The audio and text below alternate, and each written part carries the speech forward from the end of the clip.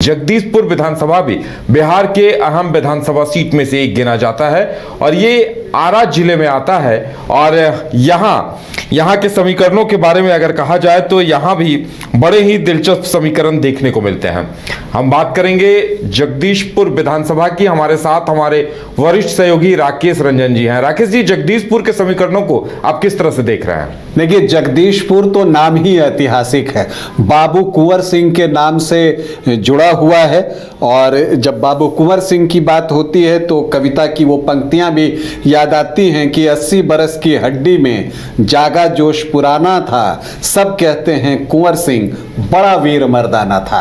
तो जो आज़ादी की पहली लड़ाई के नायक हैं वीर कुंवर सिंह, और यहाँ उन्होंने अंग्रेज़ों से लोहा लिया था, अपना युद्ध कौशल दिखाया था।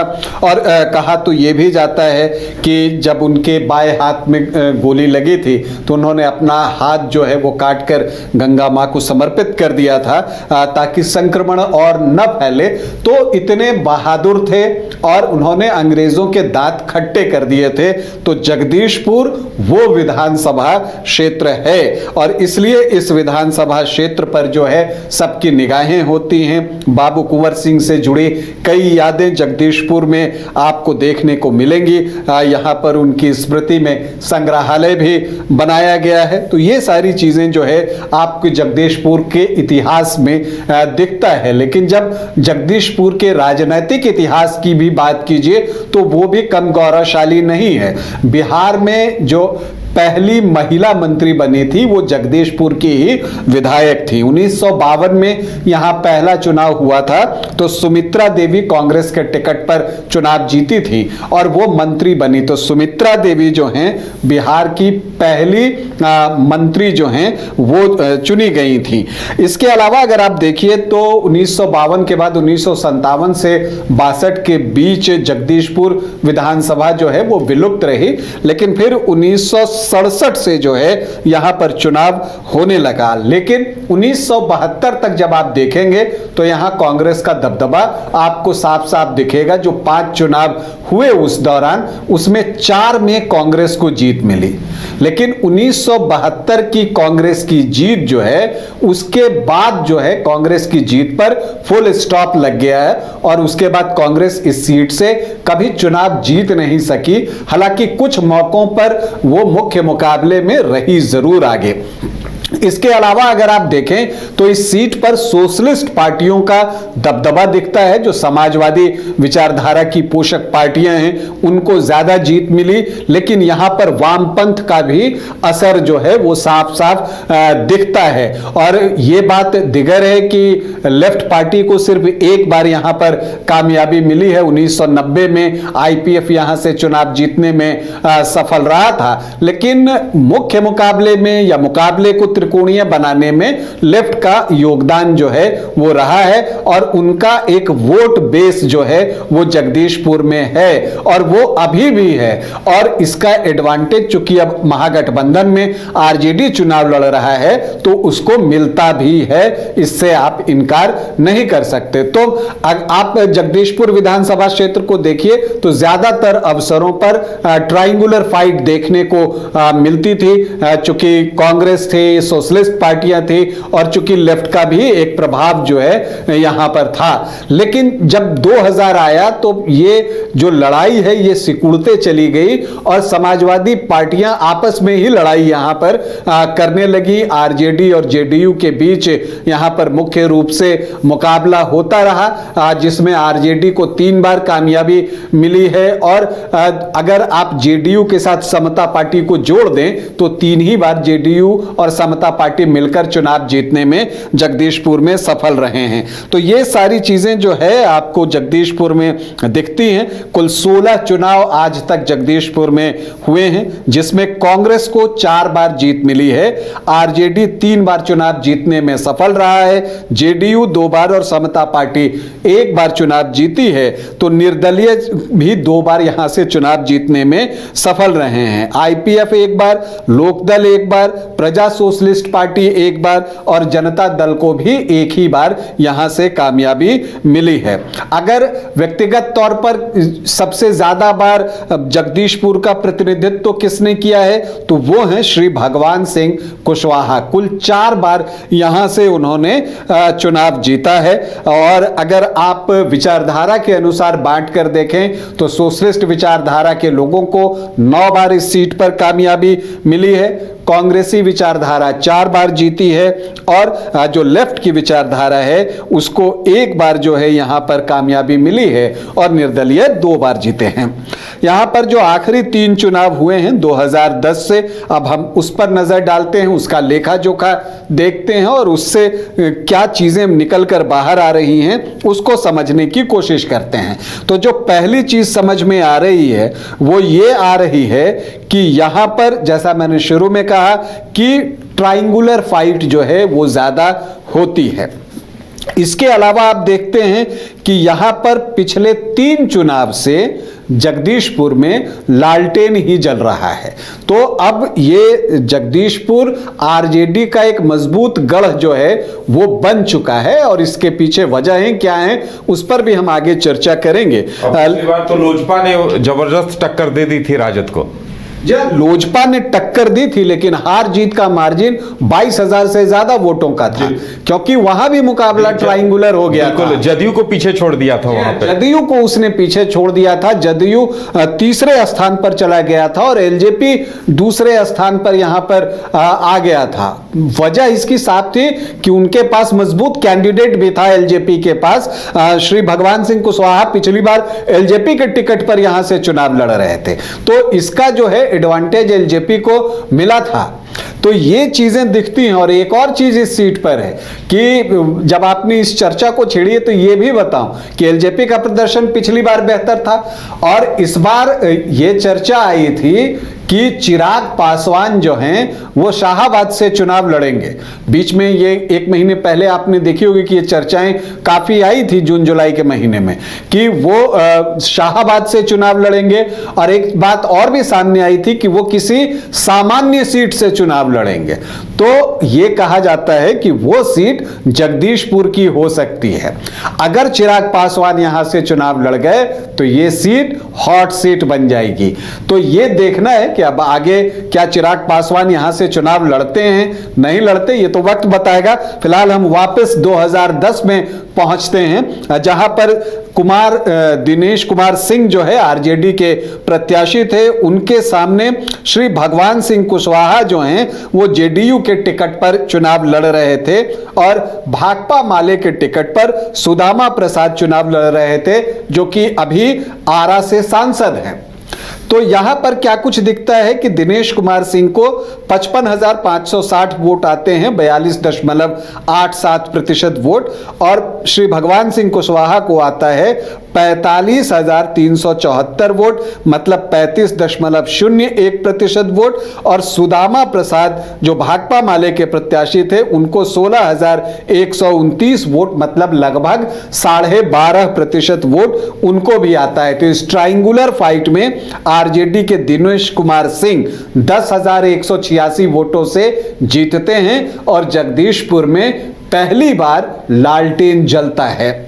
लेकिन यहां जो लालटेन जलने का सिलसिला शुरू हुआ वह बदस्तूर अभी तक जारी है। 2015 में भी यही हुआ जब महागठबंधन बना तो जेडीयू आरजेडी कांग्रेस साथ में थे, लेकिन चूंकि ये सीट जो है वो आरजेडी की थी तो यहां से जो है आरजेडी ने ही प्रत्याशी दिया, लेकिन प्रत्याशी बदल दिए गए। राम विशुन सिंह जो है वो प्रत्याशी बनाए गए। राम विशुन सिंह जो हैं लालू प्रसाद यादव के करीबी हैं और कहते हैं कि जब लालू प्रसाद यादव रांची में थे जेल में तो राम विशुन सिंह उस वक्त रांची में ही काम करते थे, तो वो कई बार उनसे मिलने जाया करते थे, फल भी पहुंचाते थे। तो उसका फल उनको 2015 में मिल गया और वो यहां पर चुनाव लड़ते हैं और सिटिंग विधायक भाई दिनेश का टिकट यहां से कट गया।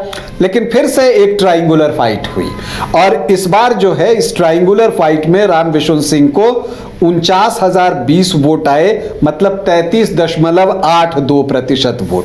और ये सीट एनडीए में आरएलएसपी को गई थी। राकेश रोशन जो है प्रत्याशी थे, 38,825 वोट लाने में कामयाब हुए, 26.79%।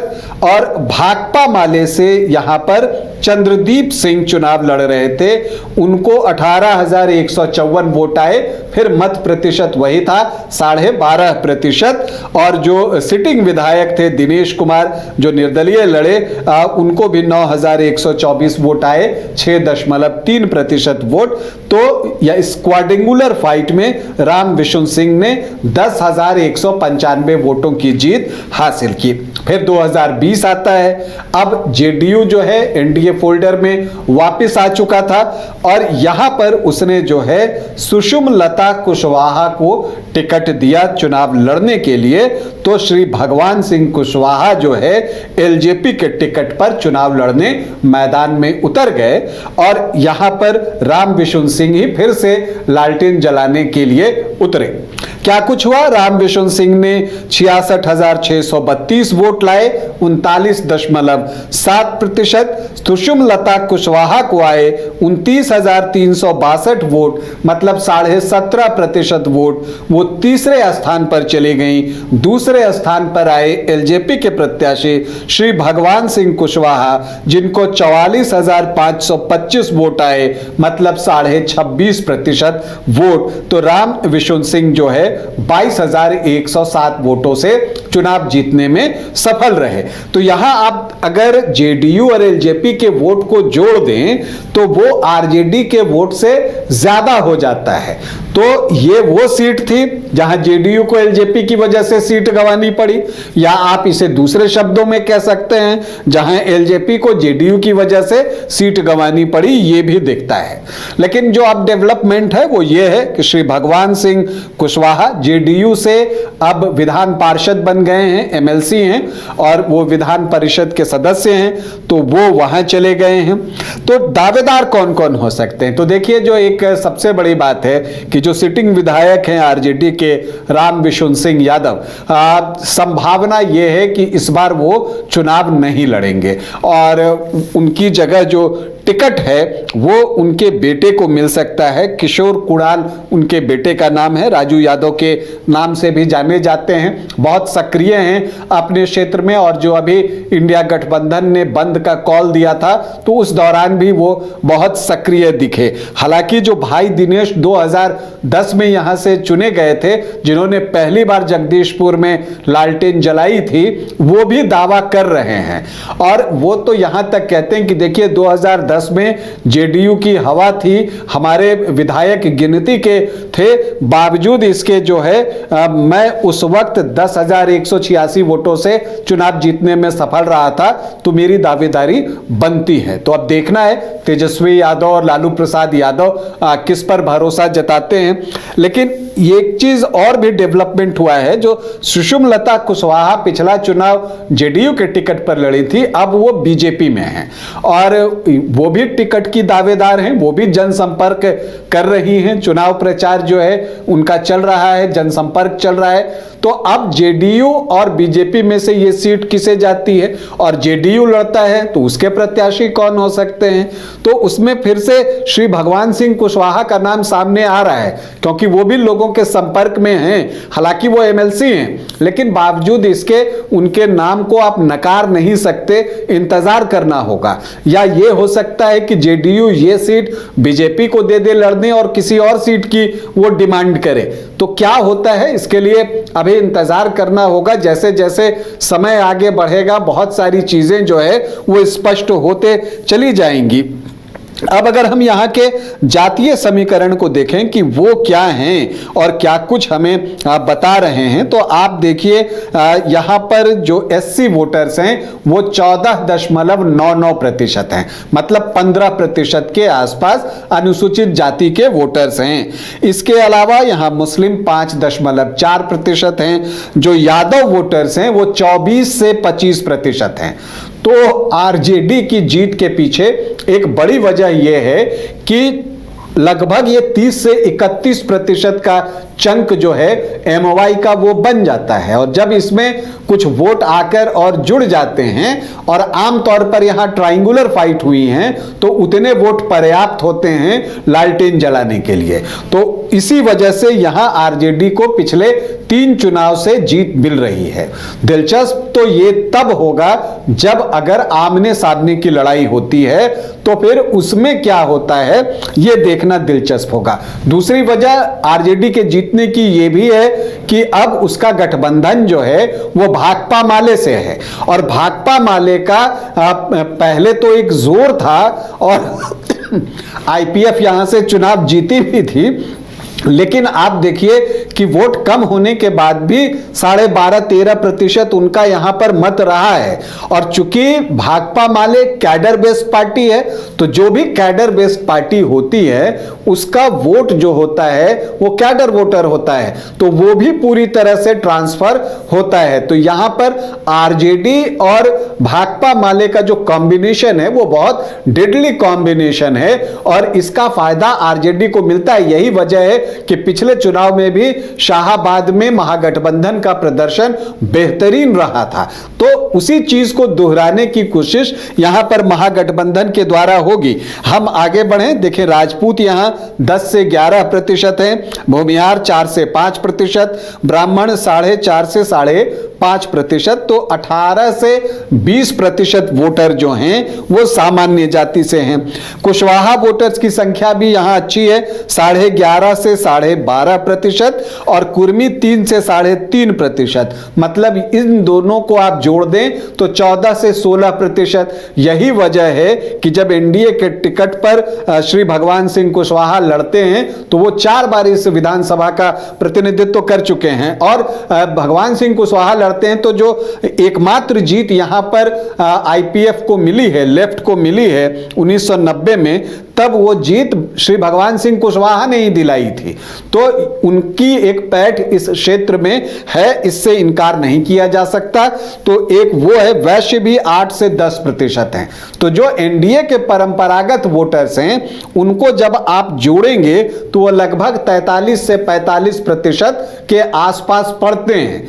तो आप पिछली बार का ही देख लीजिए, 17.5% जेडीयू सुषमलता कुशवाहा और 26.5% श्री भगवान सिंह कुशवाहा। तो अगर आप इसे जोड़िए तो ये आपको लगभग 44% के आसपास का आंकड़ा पहुंचता है। तो वही चीज वहां पर आपको दिखती है। लेकिन बात यही है कि जब अलग अलग अगर होके आप लड़ते हैं तो उसका नुकसान उठाना पड़ता है। तो इस बार अगर एनडीए में एका रहे तो एक मुकाबला यहां पर बन सकता है। हालांकि लोकसभा के चुनाव में यहां सुदामा प्रसाद जो कि भाकपा माले के प्रत्याशी थे उनको 20,000 से ज्यादा वोटों की लीड मिली है दिग्गज नेता आरके सिंह के खिलाफ। तो उसकी एक बड़ी वजह यह थी कि जो आपको यहां वैश्य वोटर्स हैं उन्होंने सुदामा प्रसाद को वोट किया था। इसके अलावा जब आप सामान्य जाति के वोटर्स और अन्य जातियों के वोटर्स को आप काउंट करते हैं तो इसमें से बहुत सारे, चूंकि यहां पर लेफ्ट का एक प्रभाव था तो इन जातियों के लोग भी जो है भाकपा माले के कैडर रहे हैं, तो उनका वोट भी जो है वो आरजेडी की तरफ शिफ्ट होता है, ये भी देखने को आया है। इसीलिए जगदीशपुर में इस बार अगर आमने सामने की लड़ाई हुई तो मुकाबला बिल्कुल कांटे का होगा।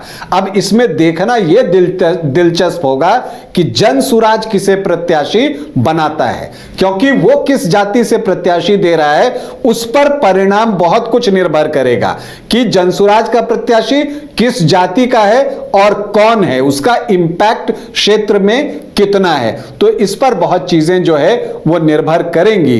लेकिन फिलहाल अगर जो चीजें दिख रही हैं वैसे में आमने सामने की लड़ाई में जगदीशपुर में एक कांटे का मुकाबला।